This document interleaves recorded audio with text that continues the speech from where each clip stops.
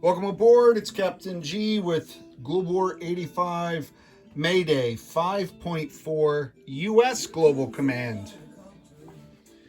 So, Hambone HQ is attending a seminar deep inside Cheyenne Mountain Command Center, and he asked NATO to fill in, most likely based on our great success in ground combat up in North Germany or sea combat in the center of the Mediterranean. But we are happy to fill in for our ally.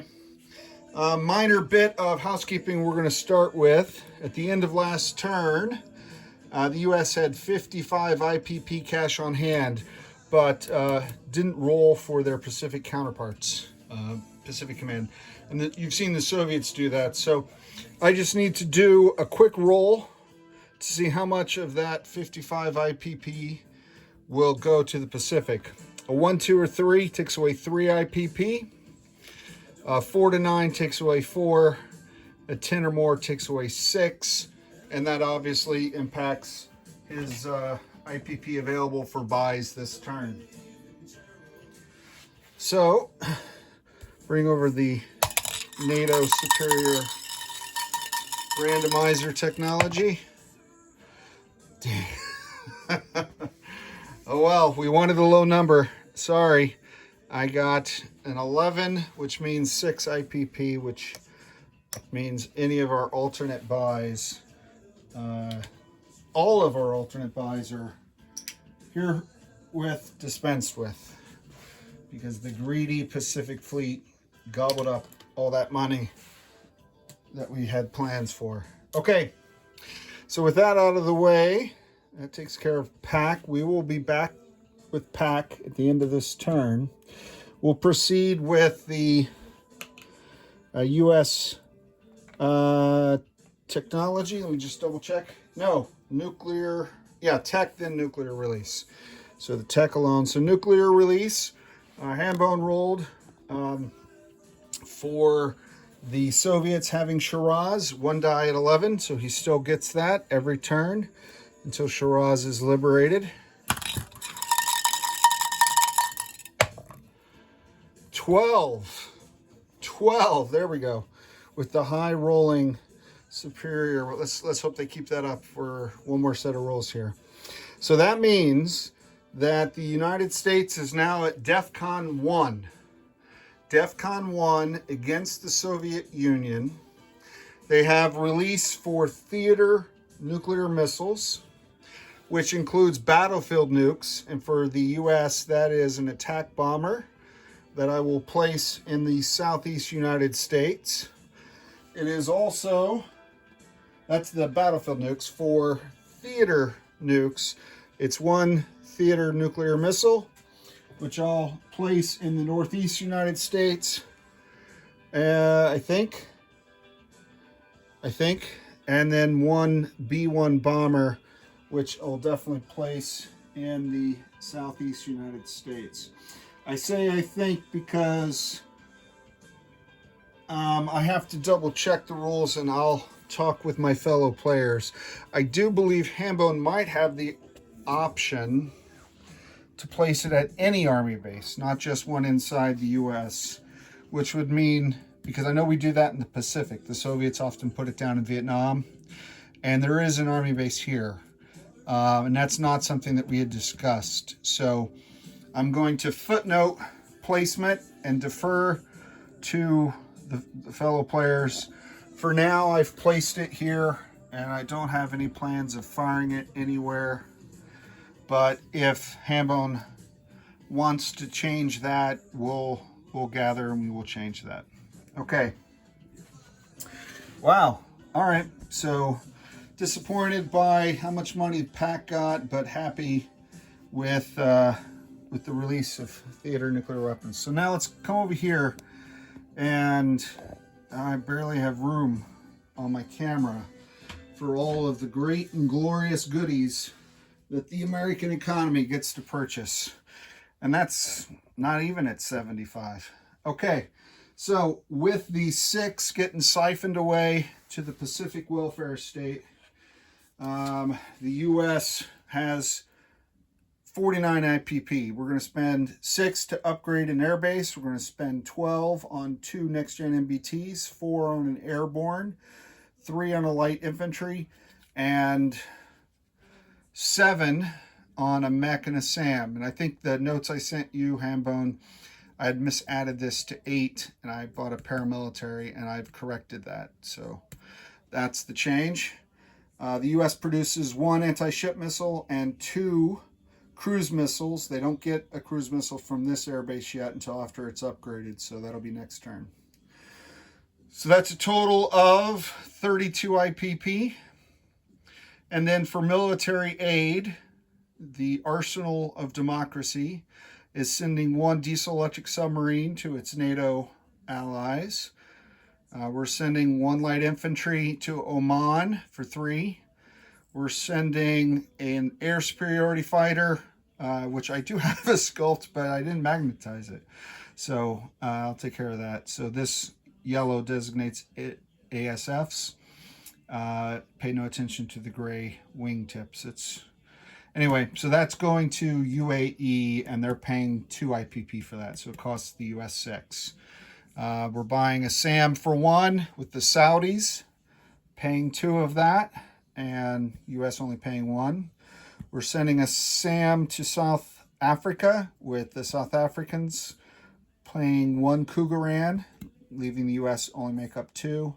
And then Israel is contributing 2 IPP towards the SAM, only 1 for the US. So all of that only costs 17. 17 and 32 is the 49.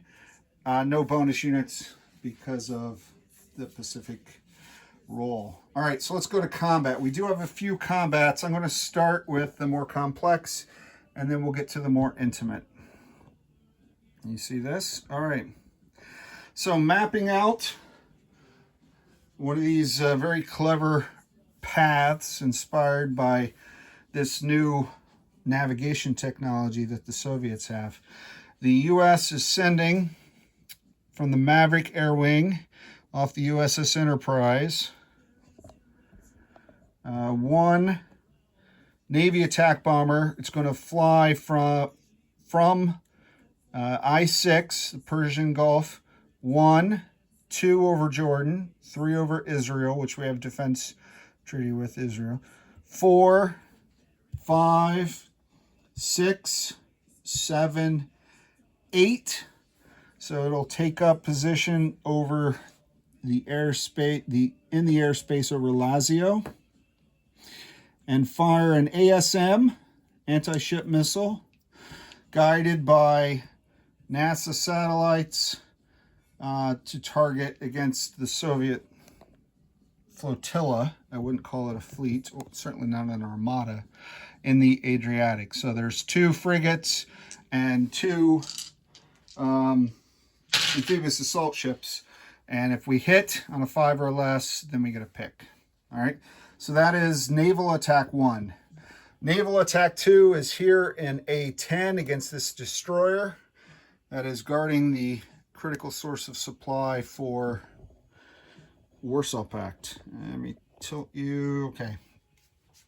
So off the U.S. carrier here in A37, we're sending 1 attack bomber, 1, 2, 3.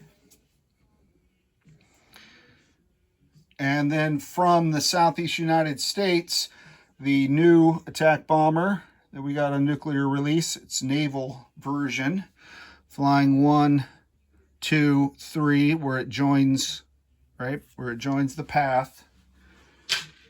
They're going to go 3, 4, 5, 6, 7, 8.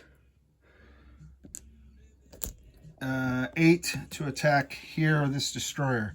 And as I'm outlining this, I realize that yet again, I've skipped steps. I covered the purchases, but this time I didn't cover the technology. They'll have enough to land in Benelux.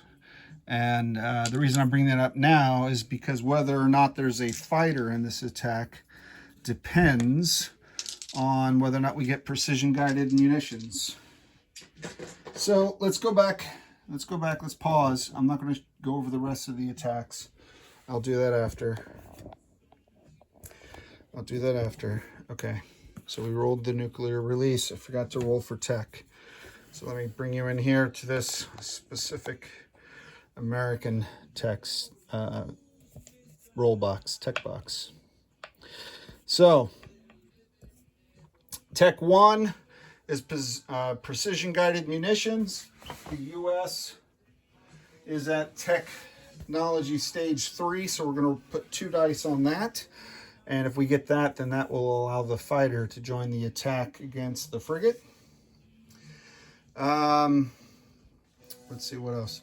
Tech 4 is advanced submarine launch ballistic missiles. U.S. is at stage 3. This will finish it. Tech 7 is strategic defense initiative. We need a 10 or more to move forward on that. And then technology number 9 is advanced air superiority fighters. We only need a 7 or more for that. All right, so that's 1, 2, 3, 4, 5 tech dice. In the randomizer.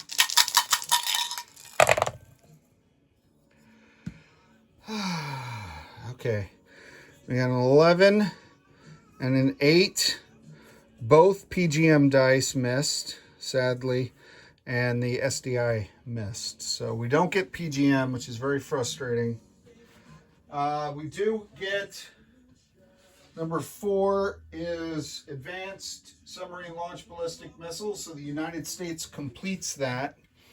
And what that does is it moves their submarine launched ballistic missiles from counter value, the highest level, down to counter force, 1 stage higher from where they are right now, so they can target not just cities but other targets. And then we miss SDI, so that's disappointing, but you take the good with the bad, you take them both, and there you have the facts of life. So that means those 2 attack bombers do not get a fighter escort coming down because the fighter does not have the ability to attack. So it puts them at risk, sadly, but this is a must-win battle, which is why they're not firing ASMs and they're just going in. All right, let's continue the attacks down here in Central America, where it's a place on the map that I've not had to play with much before because I was NATO. So green attack 1 is Honduras, green being possession of land zone. So this is a walk-in. We're going to move the U.S. force, U.S. Southern Command forces out of El Salvador into Honduras. That's a walk-in. It's undefended. The Soviets have abandoned the people of Honduras that they were oppressing. And so we're moving in a light infantry, an artillery, and 3 next-gen MBTs. And the paramilitary in El Salvador can't move. They can only stay within their national borders originally. All right, so that one's done. It's a walk-in. And then attack 2 is a PGM attack, so that's not happening. That was conditional on getting the PGMs. So cruise missile attack 1 is from... I'm going to call an audible on this one as well, rather than, well, we move the fleet here, and then the cruiser is going to fire a cruise missile, as well as one from the airbase 1, 2, 3 into Nicaragua. And those are both going in a facility strike against this army base in Nicaragua. And if we get that, with the ports damaged that the Soviets didn't repair, and the airfield damaged, this completely cuts off Nicaragua from supply, similar to the army in North Germany. So that would not be able to conduct offensive operations, and they would be at a -1 for defensive operations. Okay, so 2 cruise missiles there. So let's go back. That's it. That's it for the attacks. Let's do attack N1, which is the anti-ship missile. Anti-ship missile in the Med against, in the Adriatic specifically, against the 2 frigates and the 2 amphibious assault ships, okay? And if you were wondering, there were no scramble possibilities off the Soviet carriers or amphibious assault ships, and all their ASFs, which could have scrambled from Yugoslavia, had been shot down. Okay, so 5 or less we want to hit here. 2, outstanding. And with the SpySat, I think I said that, but I know I said it in writing, the SpySat, NASA SpySats, we can direct that hit towards one of the amphibious assault ships. And if you've watched one of our games before, you'll know by now that the amphibious assault ship, as well as carriers and cruisers, I believe, have phalanx defense guns. So they roll if they're targeted by an anti-ship missile using SpySat, not regular combat, they get a defense shot 1 to 6. The little CWIS R2D2 gun shoots down the missile moments before it makes impact. And if they miss, then they don't. So 1 to 6 is success for that amphibious assault ship, hence the 6-sided, the green 6 die. 7 or more is what we want, what the U.S., NATO, and the freedom-loving people of the world want. High number. And that is a 9. A 9. So, of the 2 amphibious assault ships, the Soviets lose 1 of them. And I assume that the fighter can land safely at an airbase in Yugoslavia. So I'll put him there. There's nowhere else for him to land at sea. Outstanding. So well done. Well done, U.S. Navy attack bomber. So speaking of U.S. Navy attack bombers, let's bring up the physical representation of the 2 U.S. Navy attack bombers that are deciding to do a close-in ordnance attack, naval attack against this. So they're not firing anti-ship missiles because the odds of hitting are better this way. So that's 2 at 7. 7 is the purple dice.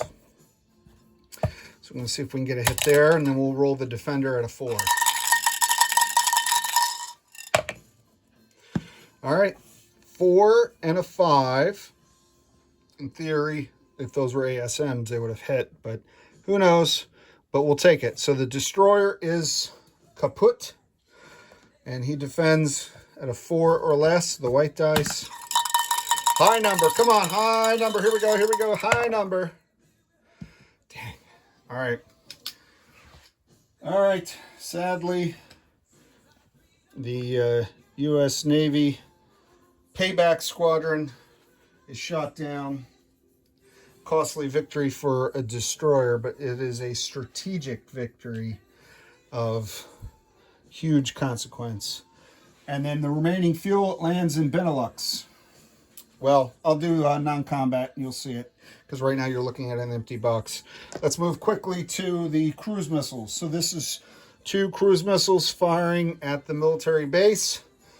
First off, they get 2 AMD shots because they're no longer pitchfork-wielding Nicaraguan peasants.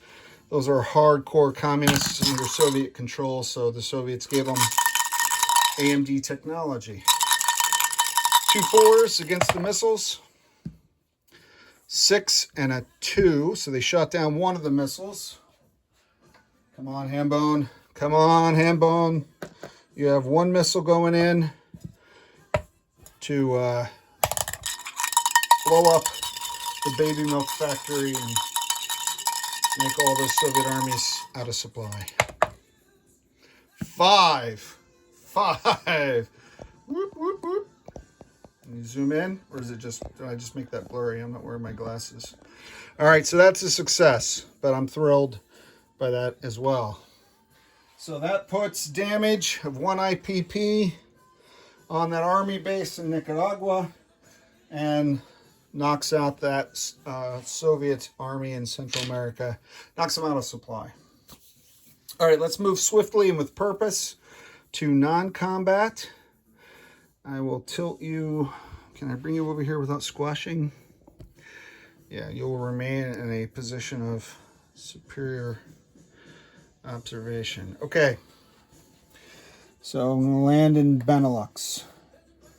All right, we had a sequence of events depending on the flow of aircraft. We did not get PGMs, so that fighter didn't move. So I am going to send one fighter from the Azores.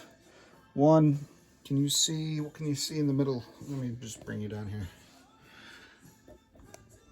Observation from local perspective. All right. 1, 2, 3, 4, and then 5, right there by the toppled statue of Castro. Land in Cuba. So one naval fighter will land in Cuba, and the other U.S. fighter in the Azores, I'll replace that ship with a fighter. I'm going to, for now, send him where the other U.S. fighter would have landed had there been an attack. I'm going to land him in Benelux. Benelux. Okay. All right. So that, let me just grab my list. Make sure I don't mess up Hambone's turn any worse than I already have.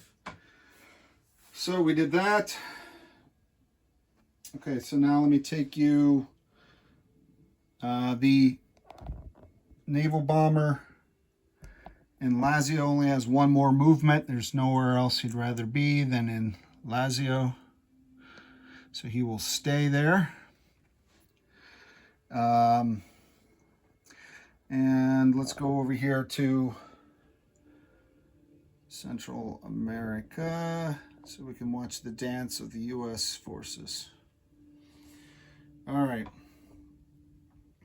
So this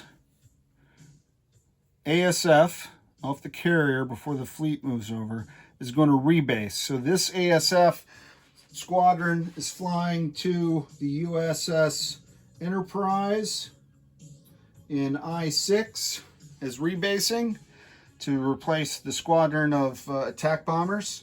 And then the fighter squadron from that carrier is rebasing onto this carrier. So they did a swap. So this carrier has 2 fighters.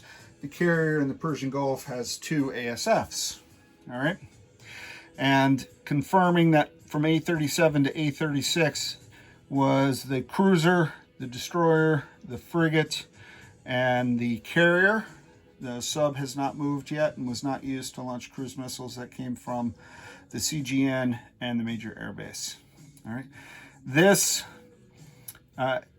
amphibious assault ship is going to move up, then come down, move this Marine in non-combat. So we have 2 Marines in Cuba.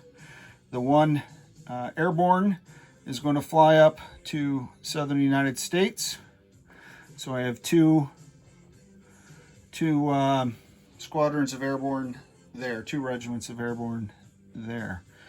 The fighter here is going to move down to Cuba.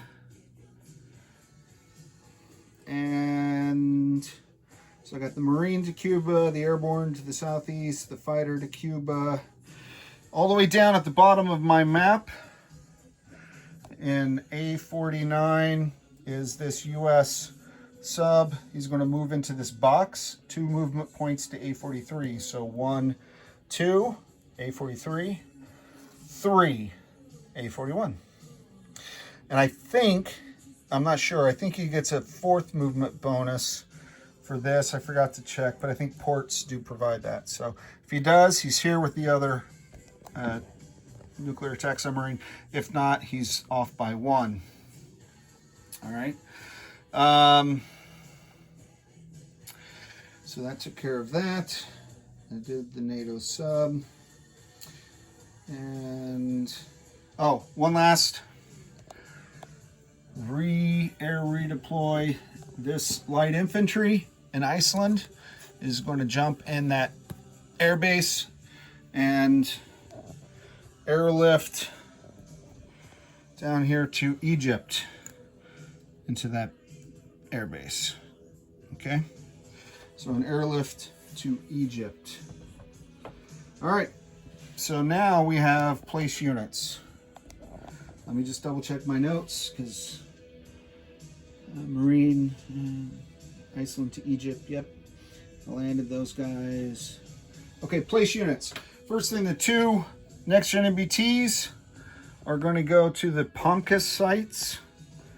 So those are these yellow sites, pre-positioned U.S. equipment. I'm going to send one in Lazio. So I'll put him on this task force marker in Lazio. And one in Rhineland.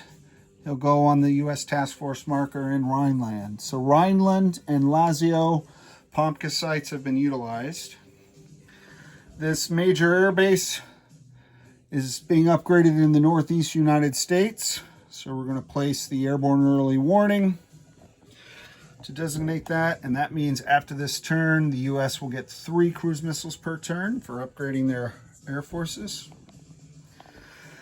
This airborne is going to the Southeast United States. So that's 3 airborne at a major air base, with the major Army base producing it. Okay. This guy will be produced in the Northeast, that light infantry. We're going to add, now the U.S. fired 2 cruise missiles.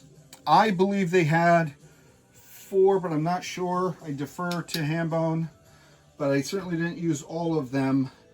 And he produced 2 new ones.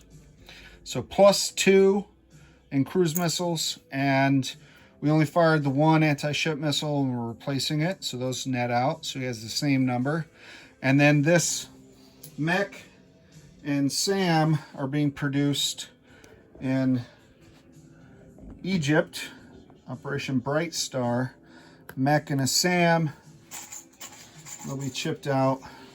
So that puts 2 SAMs here and 2 mechs here. Okay, with 1, 2, 3, 4 light infantry, because they flew in the one from Iceland. Okay, so that's Egypt with the paramilitary. All that's in Suez with the fighter. All right, and now we'll deliver military aid. So this air superiority fighter will be produced in the Great Lakes and flown to the United Arab Emirates. There's an air base there. That is an air superiority fighter to the UAE. We're going to send 1 SAM to Israel.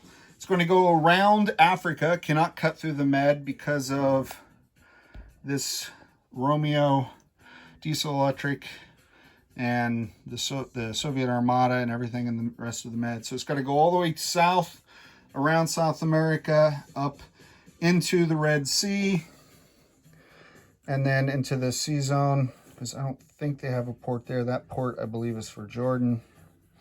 So that goes into Israel, a SAM. Following the same path, we're going to send a SAM to South Africa, a SAM to Saudi Arabia. So there's the South African SAM coming in this port, Saudi Arabian SAM coming in this port, and the light infantry flying in to this airbase. Now you could come in this port because this sub is on silent running and cannot interdict military aid sent into the port. However, he took a plane anyway. Okay, hopefully that was on camera.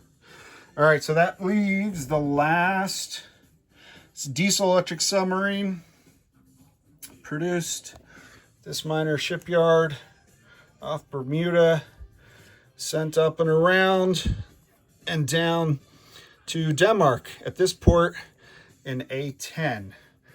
And that has the very much intended consequence of returning the Soviet forces in North Germany.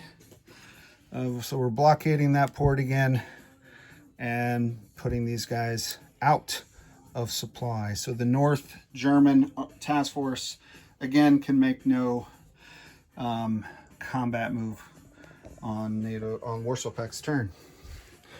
All right, let's put you back up here because we have one final thing to do in end of turn, and that is roll for the Pacific income, and then we'll cover the U.S. income. All right, so the same, can you see, what can you see? So the same concept, 1 to 3, 4 to 9, 10 plus. We want a low number, 3. All right, I would have taken it this turn, but it's good for Hambone to get that next turn. So that means 3 IPP go away. Now, let's bring up the U.S. income. So I'm tracking the U.S. is at 49 IPP, 25, 35, 45, and 4 is the 49. And then they get this bonus morning and good morning again in America for the Reagan Revolution, rejuvenation, defense, etc. So that's 8 plus 49 is 57. 57. Subtract 4 for oil. That's 2 for Shiraz and 2 for Nigeria. So that takes them to 53 minus 3. Sorry. 3 for 1, 2, 3. Yes. For pack. That would be the 3 for pack. So 25, 35, 45, 50. I'm tracking 50 IPP 50 for the U.S. cash on hand on the next U.S. turn. And I will turn it over to Tabletop Tactician for 6.1 Warsaw Pact. This is Captain G on behalf of Hambone HQ. Over and